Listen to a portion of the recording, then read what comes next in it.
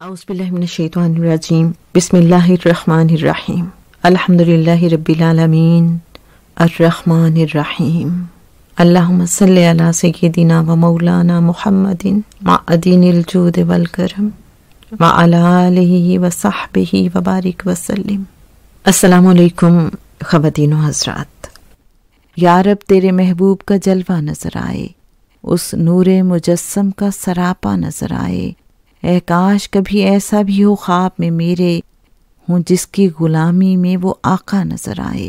میرے اچھے سامعین، صحابہ کرام کریم آقا صلی اللہ علیہ وآلہ وسلم کو کس طرح سے دیکھتے تھے، دیدار کی کیسی تڑپ رکھتے تھے، اس حوالے سے ہم مختصراً گفتگو کریں گے۔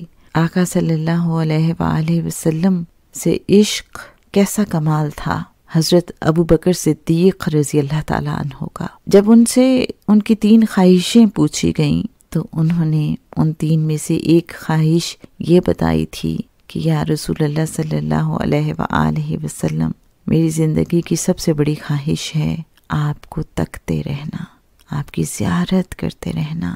علماء کہتے ہیں کہ اللہ کریم نے حضرت ابوبکر صدیق رضی اللہ تعالیٰ عنہ کی یہ خواہش غار ثور میں پوری کی۔ میرے اچھے سامعین، ذرا چشم تصور سے وہ منظر دیکھیے کہ آپ صلی اللہ علیہ وآلہ وسلم کا سر مبارک حضرت ابوبکر صدیق رضی اللہ تعالیٰ عنہ کی گود میں ہے۔ حضرت ابوبکر صدیق رضی اللہ تعالیٰ عنہ نے کتنی محبت سے کریم آقا صلی اللہ علیہ وآلہ وسلم کے چہرے کا دیدار کیا ہوگا، مسلسل دیدار، کتنا جی بھر کے دیکھا ہوگا۔ عشاق علماء کہتے ہیں کہ حضرت ابوبکر صدیق رضی اللہ تعالیٰ عنہ غار ثور میں اس وقت جو عبادت کر رہے تھے، پوری کائنات میں ایسی عبادت کوئی اور نہ کر رہا تھا۔ میرے اچھے سامعین، مجھے یہودی کا بچہ یاد آتا ہے جو چپ کے کریم آقا صلی اللہ علیہ وآلہ وسلم کو تکتا رہتا تھا، دیکھتا رہتا تھا، بہت پیار کرتا تھا آقا صلی اللہ علیہ وآلہ وسلم سے۔ آقا صلی اللہ علیہ وآلہ وسلم اس کا دیکھنا نوٹ فرماتے تھے۔ پھر یوں ہوا کہ ایک روز وہ بچہ نہیں آیا، آقا صلی اللہ علیہ وآلہ وسلم نے اس کو بھی نوٹس کیا۔ پھر اگلے دن نہیں آیا، صحابہ سے پوچھا کہ وہ ایک بچہ آتا تھا چپ کے ہمیں تکتا رہتا تھا، وہ نظر نہیں آ رہا۔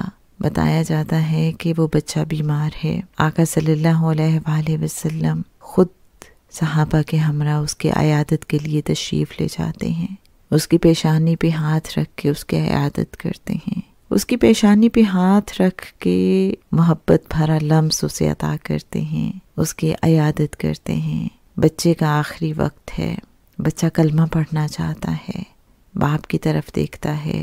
باپ یہودی ہے لیکن جانتا ہے کہ بیٹے کو محبوب خدا صلی اللہ علیہ وآلہ وسلم سے انتہائی محبت ہے، عشق ہے۔ باپ اجازت دیتا ہے، بیٹا کلمہ پڑھتا ہے۔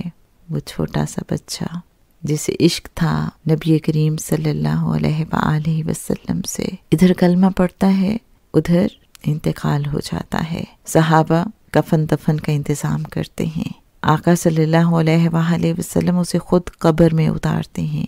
صحابہ دیکھتے ہیں کہ آقا صلی اللہ علیہ وآلہ وسلم اس بچے کی قبر میں پنجوں کے بل چل رہے ہیں۔ صحابہ کو بڑی حیرت ہوتی ہے۔ واپسی پر صحابہ پوچھتے ہیں کہ یا رسول اللہ صلی اللہ علیہ وآلہ وسلم، آپ پنجوں کے بل چل رہے تھے۔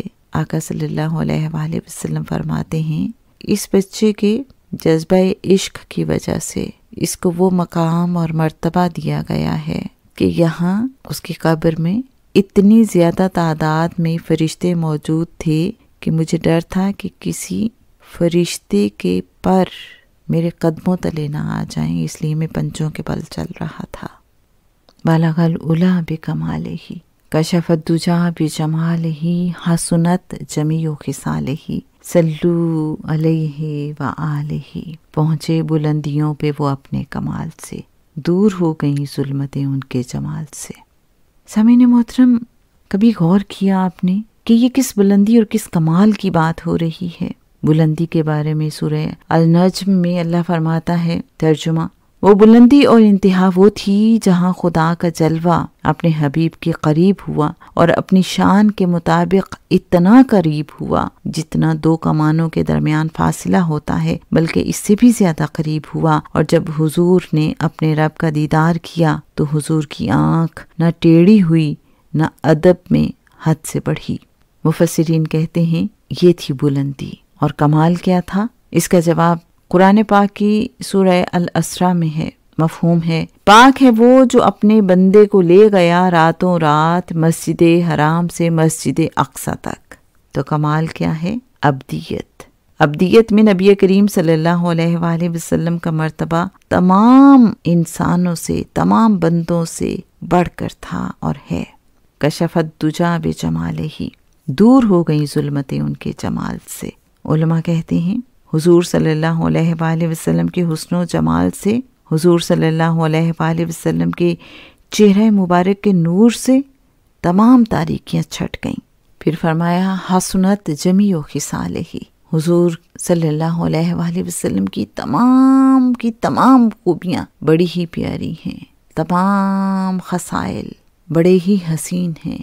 صلو علیہ وآلہ، وہ نبی کریم صلی اللہ علیہ وآلہ وسلم جو بلندیوں پہ اپنے کمال سے پہنچے، جنہوں نے اپنے جمال سے اندھیروں کو ختم کر دیا اور جن کی تمام عادات و خصائل بڑی ہی حسین ہیں، ان پر اور ان کی آل پر درود۔ جس وقت وہ جلوہ نما ہوں گے، انوار کا عالم کیا ہوگا، ہر کوئی فدا ہے بن دیکھے، دیدار کا عالم کیا ہوگا۔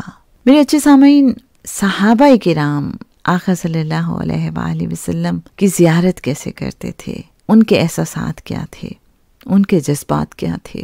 آپ دیکھیے کہ حضرت حسان بن ثابت، جنہوں نے آقا صلی اللہ علیہ وآلہ وسلم کی شان میں قصیدے کہے اور بہت خوبصورت شاعری، آپ جانتے ہیں جب وہ آقا صلی اللہ علیہ وآلہ وسلم کی مجلس میں حاضر ہوتے تو کیسے دیکھتے تھے آقا صلی اللہ علیہ وآلہ وسلم کو؟ اپنی انگلیاں اپنی آنکھوں پر رکھ کر انگلیوں کے دریچے میں سے جھانکا کرتے تھے، زیارت کیا کرتے تھے اپنے محبوب صلی اللہ علیہ وآلہ وسلم کی، کیونکہ وہ کہتے ہیں کہ مجھے لگتا تھا کہ میں ڈائریکٹلی دیکھ ہی نہیں سکتا آقا صلی اللہ علیہ وآلہ وسلم کو۔ اگر میں ڈائریکٹلی دیکھوں گا تو آقا صلی اللہ علیہ وآلہ وسلم کے حسن کی روشنی سے، نور سے میری آنکھیں چندھیا جائیں گی۔ یہ وہ بات ہے جو ہر ایک سمجھ ہی نہیں سکتا، یہ عشق والوں کی باتیں ہیں میرے اچھے سامعین۔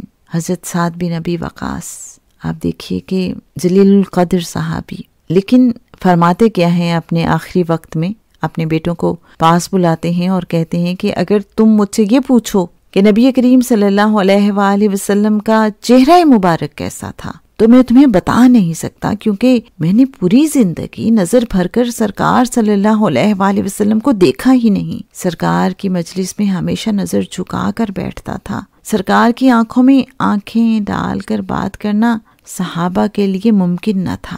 سامعین محترم، ذرا بس تصور کیجئے یہ منظر کہ آقا صلی اللہ علیہ وآلہ وسلم کی محفل ہے، بہت سے صحابہ کرام رضوان اللہ اجمعین موجود ہیں، اور حضرت ابوبکر صدیق رضی اللہ تعالیٰ عنہ اور حضرت عمر فاروق رضی اللہ تعالیٰ عنہ بھی موجود ہیں۔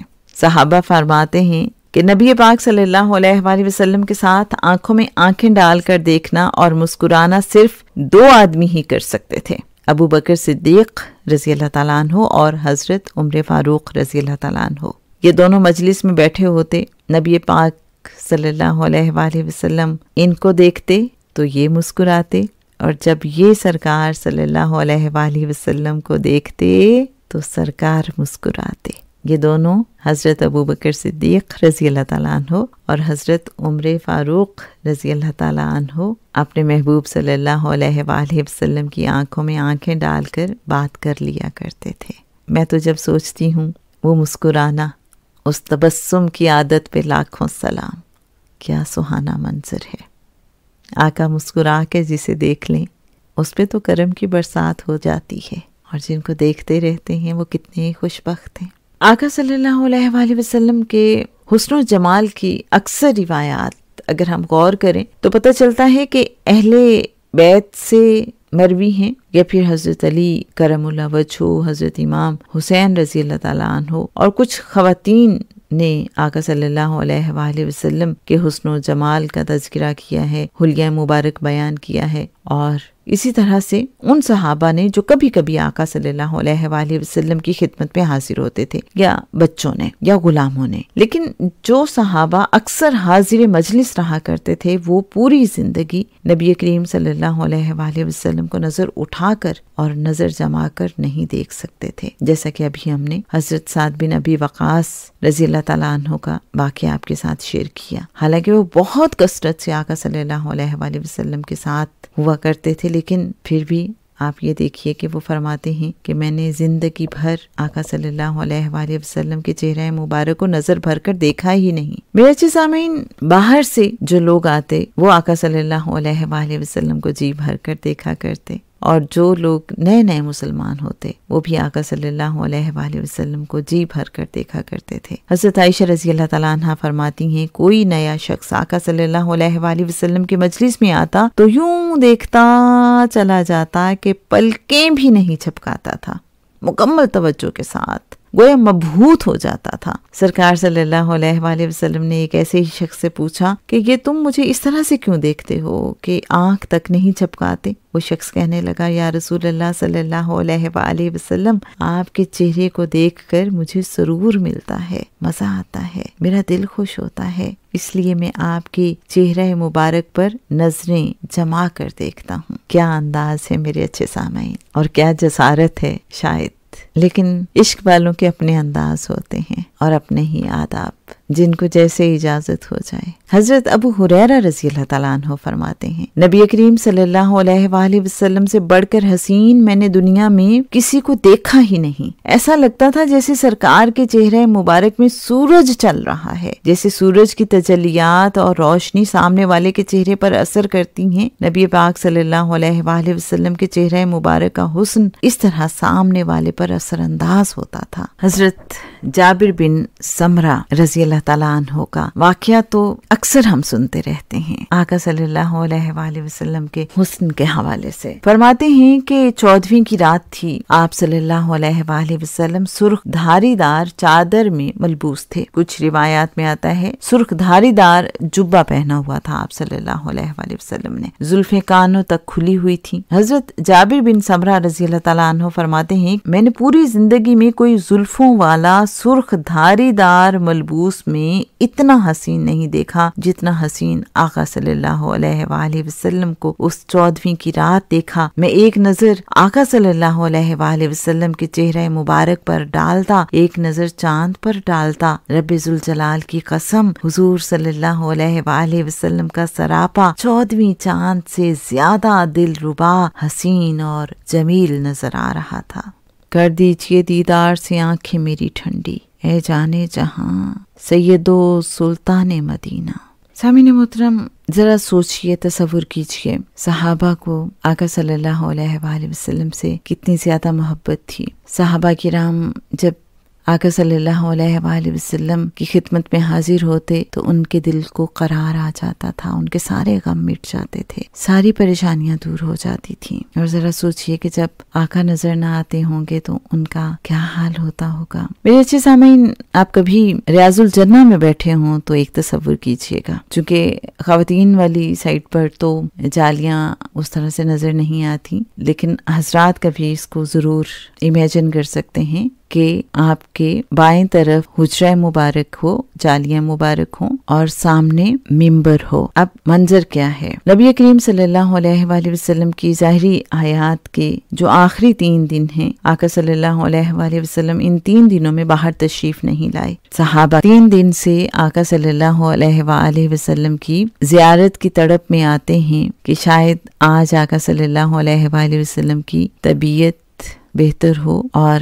آقا صلی اللہ علیہ وآلہ وسلم کا دیدار ہو جائے۔ ایک دن آئے، ہر نماز کے لیے آتے ہیں، دیدار نہیں ہوا، آقا صلی اللہ علیہ وآلہ وسلم حجرے سے باہر تشریف نہیں لائے۔ دوسرے دن آقا صلی اللہ علیہ وآلہ وسلم پھر حجرے سے باہر تشریف نہیں لائے۔ دوسرا دن بھی گزر گیا، صحابہ کو زیارت نہیں ہوئی، دیدار نہیں ہوا آقا صلی اللہ علیہ وآلہ وسلم کا۔ تیسرے دن پھر صحابہ آئے ہیں نماز کے لیے، سوچتے ہیں شاید آج آقا صلی اللہ علیہ وآلہ وسلم کے روح انور کی جھلک عطا ہو جائے۔ ذرا سوچئے کہ صحابہ کو کتنا انتظار ہوگا، بے چینی بھی کتنی ہوگی کہ آقا صلی اللہ علیہ وآلہ وسلم دکھائی نہیں دیتے۔ آقا صلی اللہ علیہ وآلہ وسلم کی طبیعت ناساز ہے، کیسا فیل ہوتا ہوگا۔ ایسی ہی کیفیت میں نماز کے لیے کھڑے ہیں۔ حضرت ابوبکر صدیق رضی اللہ تعالیٰ عنہ کی امامت میں، ان کی اقتداء میں بائیں طرف آقا صلی اللہ علیہ وآلہ وسلم کا حجرہ مبارک ہے، پردہ اٹھتا ہوا محسوس ہوتا ہے حجرہ مبارک کا۔ صحابہ کرام کو نبی کریم صلی اللہ علیہ وآلہ وسلم کا چہرہ مبارک دکھائی دیتا ہے۔ صحابہ کہتے ہیں کہ آپ صلی اللہ علیہ وآلہ وسلم کا چہرہ مبارک دکھائی دیا تو آپ کے روح پاک و مبارک سے زیادہ حسین منظر ہم نے کبھی نہیں دیکھا تھا۔ قربان اس حسن و جمال کے، اور صحابہ کی توجہ آقا صلی اللہ علیہ وآلہ وسلم کی طرف ہے۔ علماء اس کو یوں ایکسپلین کرتے ہیں کہ صحابہ نماز پڑھ رہے تھے، لیکن جب صحابہ کرام کو محسوس ہوا کہ حجرہ مبارک کا پردہ ہٹا ہے اور آقا صلی اللہ علیہ وآلہ وسلم جلوہ افروز ہوئے ہیں، تو صحابہ کرام آقا صلی اللہ علیہ وآلہ وسلم کا دیدار کرنے لگے۔ صحابہ نے سوچا نماز توڑ دیں، نماز کی تو قضا ہو جائے گی، محبوب صلی اللہ علیہ وآلہ وسلم نہ جانے پھر کب نظر آئیں، ان کا دیدار تو کر لیں۔ لیکن اس سے پہلے کہ صحابہ نماز توڑتے، آقا صلی اللہ علیہ وآلہ وسلم نے حضرت ابوبکر صدیق رضی اللہ تعالیٰ عنہ کو آگے بڑھنے کے لیے اشارہ کیا، اور آپ صلی اللہ علیہ وآلہ وسلم نے پردہ گرا دیا۔ صحابہ نے اپنی نماز کنٹینیو کی، اور پھر آقا صلی اللہ علیہ وآلہ وسلم کا وصال ہو جاتا ہے۔ وہ آخری دیدار تھا، بہت سے صحابہ نے اس وقت آخری بار آقا صلی اللہ علیہ وآلہ وسلم کا یوں دیدار کیا۔ اس کے بعد ظاہری وصال تک کوئی آپ صلی اللہ علیہ وآلہ وسلم کو دیکھنے پر قادر نہ ہو سکا۔ حوالہ صحیح بخاری حدیث 681۔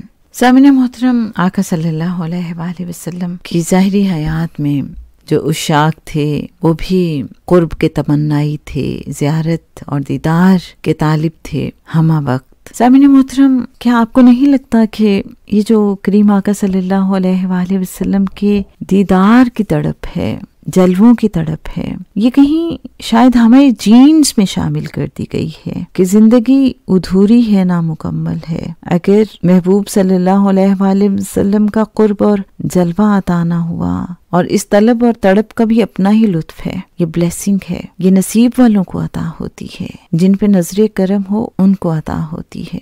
حضرت ثوبان رضی اللہ تعالیٰ عنہ اپنے محبوب نبی کریم صلی اللہ علیہ وآلہ وسلم کی محبت میں فنا ہو چکے تھے، ہر وقت آقا صلی اللہ علیہ وآلہ وسلم کے تصور میں گم رہتے تھے، ایک لحظہ بھی ان کی یاد سے غافل نہ ہوتے تھے۔ آقا صلی اللہ علیہ وآلہ وسلم کی محبت ہی ان کی کل کائنات تھی، آقا صلی اللہ علیہ وآلہ وسلم کی محبت سے ہی ان کے دل کی دنیا آباد تھی، انہیں آقا صلی اللہ علیہ وآلہ وسلم کے سوا کچھ سجھائی نہ دیتا تھا۔ ایک روز آقا صلی اللہ علیہ وآلہ وسلم کی بارگاہ میں حاضر ہوتے ہیں، چہرے کی رنگت اڑی ہوئی ہے۔ آقا صلی اللہ علیہ وآلہ وسلم دریافت فرماتے ہیں، یہ تیرا رنگ کیوں فاق ہے؟ حضرت ثوبان رضی اللہ تعالیٰ عنہ فرماتے ہیں، یا رسول اللہ صلی اللہ علیہ وآلہ وسلم، مجھے کوئی درد یا عارضہ لاحق نہیں، بس یہ ہے کہ جب زندگی کی مصروفیت کے باعث آپ کی بارگاہ سے دور ہوتا ہوں اور دیدار نہیں کر پاتا آپ صلی اللہ علیہ وآلہ وسلم کا، تو بے قرار ہو جاتا ہوں، اور پھر قرار پانے کے لیے آپ کے دربار میں حاضر ہوتا ہوں، تسکین حاصل کرتا ہوں، اور یوں دل کو سہارا مل جاتا ہے، قرار مل جاتا ہے۔ لیکن پھر ایک خیال آیا ہے، ایک تصور نے میرا چین لوٹ لیا ہے، قرار لوٹ لیا ہے۔ آخرت کے بارے میں سوچ رہا تھا، جب سوچا تو اندیشہ پیدا ہو گیا کہ وہاں تو شاید میں کبھی آپ کو نہیں دیکھ سکوں گا، کیونکہ آپ تو جنت میں انبیاء کرام کے ساتھ اونچے مقامات پر فائز ہوں گے، اور میرا معاملہ تو یہ ہے کہ اگر جنت میں چلا بھی گیا تو آپ سے بہت کم مرتبے میں ہوں گا، اس صورت میں آپ کا دیدار کیسے کر سکوں گا؟ آپ کا دیدار تو نہیں کر سکوں گا۔ تو بس یہ خیال آیا ہے، یہ تصور آیا ہے تو دل بے چین ہو گیا ہے، اداس ہو گیا ہے۔ میرے اچھے سامعین، آقا صلی اللہ علیہ وآلہ وسلم حضرت ثوبان کی یہ بات سنتے ہیں، ابھی کوئی جواب نہیں دیا، خاموش ہیں۔ آیت کریمہ نازل ہوتی ہے جس میں خوشخبری سنائی گئی ہے، سورہ النساء کی آیت نمبر 69، جس کا ترجمہ ہے، اور جو لوگ اللہ اور اس کے رسول کی اطاعت کرتے ہیں پس وہ انبیاء کرام، صدیقین، شہداء اور صالحین کے ساتھ ہوں گے جن پر اللہ نے انعام فرمایا ہے۔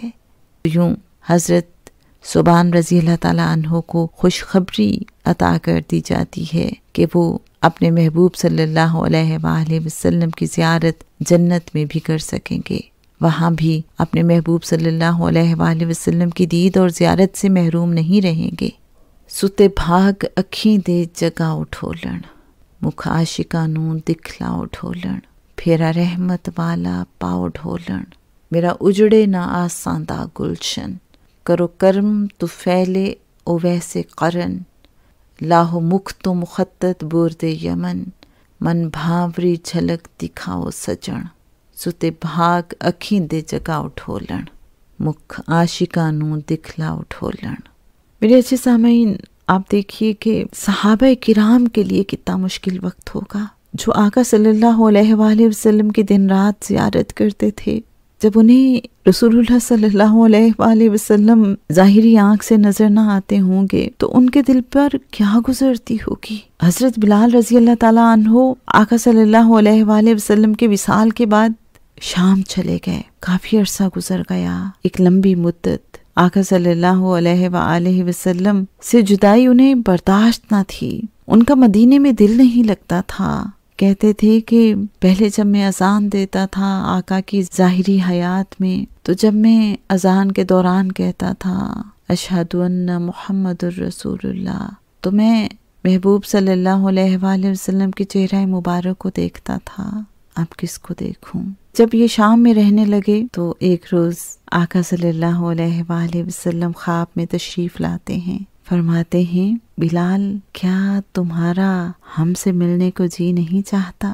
حضرت بلال رضی اللہ تعالیٰ عنہ تڑپ اٹھتے ہیں، لبیک یا رسول اللہ صلی اللہ علیہ وآلہ وسلم کہتے ہوئے مدینہ منورہ کی طرف عازم سفر ہوتے ہیں، مدینہ پہنچتے ہیں۔ لوگ جب انہیں دیکھتے ہیں تو کہتے ہیں کہ اذان دیجئے، لیکن پھر وہی بات، یہ اذان نہیں دیتے، کہتے ہیں آقا نظر نہیں آتے، اذان کیسے دوں؟ لوگ حسنین کریمین کی سفارش کرواتے ہیں، آقا صلی اللہ علیہ وآلہ وسلم کے محبوب نواسوں کی بات کو کیسے ٹالیں؟ حضرت بلال رضی اللہ تعالیٰ عنہ اذان دیتے ہیں، حضرت بلال کی آواز میں اذان سنتے ہیں، گھروں کے مکین آقا صلی اللہ علیہ وآلہ وسلم کے دور کی یاد تازہ ہو جاتی ہے، سب کو آقا صلی اللہ علیہ وآلہ وسلم اور آقا کا دور یاد آتا ہے، لوگ روتے ہوئے گھروں سے نکل آتے ہیں۔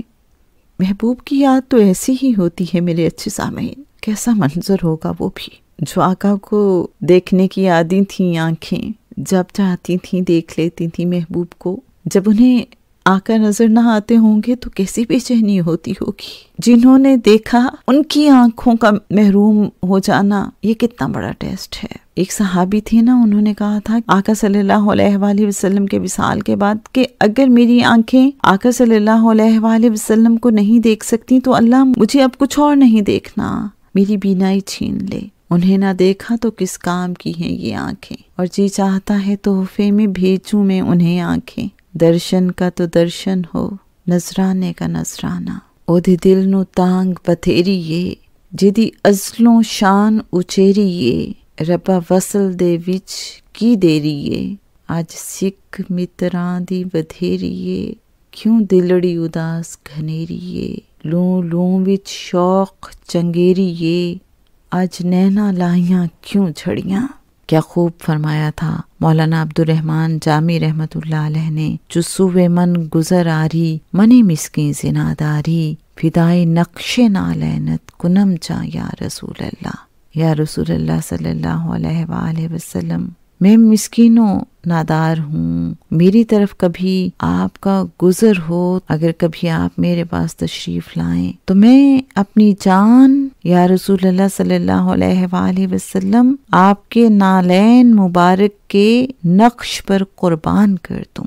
حضرت شیخ عبدالحق محدث دہلوی کیا خوب انداز میں فرماتے ہیں، یا صاحب الجمال و یا سید البشر من وجہک المنیر لقد نور القمر لا یمکن الثناء کما کان حقہ بعد از خدا بزرگ توئی قصہ مختصر۔ یا رسول اللہ صلی اللہ علیہ وآلہ وسلم، آپ جمال والے ہیں اور تمام انسانوں کے سردار ہیں۔ آپ صلی اللہ علیہ وآلہ وسلم کے مبارک چہرے کے نور سے چاند روشن ہوتا ہے۔ آپ صلی اللہ علیہ وآلہ وسلم کی شان یہ ہے، اور آپ کی شان کے بیان کے بعد بھی کہتا ہوں، یا رسول اللہ صلی اللہ علیہ وآلہ وسلم، آپ کی جتنی اونچی شان ہے اس کا بیان ممکن ہی نہیں۔ بس یہی کہا جا سکتا ہے کہ خدا کے بعد سب سے بلند ترین ہستی آپ صلی اللہ علیہ وآلہ وسلم ہیں۔ یا ارحم الراحمین، یا ذل جلال والاکرام، یا ذل جلال والاکرام، یا ذل جلال والاکرام، جو بھی اس کو سنے، یا ارحم الراحمین، تجھے تیرے رب ہونے کا واسطہ، تجھے تیرے محبوب صلی اللہ علیہ وآلہ وسلم کا واسطہ، تجھے اس محبت کا واسطہ جو تجھے تیرے محبوب صلی اللہ علیہ وآلہ وسلم سے ہے، تجھے شب معراج کے اس منظر کا واسطہ جو کعبہ قوسین کا منظر ہے، جو بھی اس وقت تیرے محبوب صلی اللہ علیہ وآلہ وسلم کے حسن و جمال کا یہ ذکر سن رہا ہے، جس نے سنا ہے، یا ذل جلال والاکرام، سب کو اپنے محبوب صلی اللہ علیہ وآلہ وسلم کے جلوے عطا فرما دے، سب کو بامراد فرما دے، سب کو اپنے محبوب صلی اللہ علیہ وآلہ وسلم کی پر نور زیارت عطا فرما دے، اپنے محبوب صلی اللہ علیہ وآلہ وسلم کا قرب اور دائمی شرف حضوری عطا فرما دے۔ اللہم صلی علی محمد النبی الامی الکریم وعلی آلہ وصحبہ وبارک وسلم۔ السلام علیکم ورحمۃ اللہ وبرکاتہ۔